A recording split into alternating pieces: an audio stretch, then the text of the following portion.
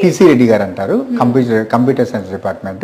తర్వాత ఈ క్లబ్స్ కి ఇన్ఛార్జ్ సార్ మార్వాడి యూనివర్సిటీ. మీకు ఏమైనా సమాచారం కంటే మరి సార్ ఇచ్చారు. తప్పకుండా.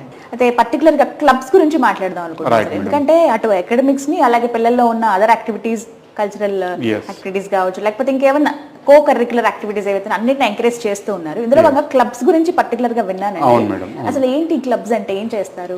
సో ప్రతి స్టూడెంట్ కి ఎలా ఉండాలంటే చదువుతో పాటుగా విధమైన యాక్టివిటీస్ అనేది పార్టిసిపేషన్ చేసే ఉంటుంది. ఈ రోజుల్లో ఏ స్టూడెంట్ ని మీరు గమనించిన ప్రతి ఒక్క స్టూడెంట్ లో ఒక టాలెంట్ అంటూ ఉంటుంది. స్టూడెంట్స్ ని ఎంకరేజ్ చేయడం కోసం మార్వాడి యూనివర్సిటీలో స్టూడెంట్ కి తగ్గట్టుగా మనం ఒక టోటల్ గా 44 క్లబ్లు ఏర్పాటు చేయడం జరిగింది. 44 క్లబ్స్ ఉన్నాయి మేడం. సో ప్రతి క్లబ్ కి ఒక స్పెషాలిటీ ఉంటుంది. ఇప్పుడు మీరు ఎగ్జాంపుల్ స్పోర్ట్స్ కప్ తీసుకోండి. మన దగ్గర ఉన్న స్టూడెంట్స్ నేషనల్, ఇంటర్నేషనల్ లెవెల్లో కూడా పార్టిసిపేట్ చేయాలంటే ఆ క్లబ్స్ నుంచి సహకారం అందుతుంది.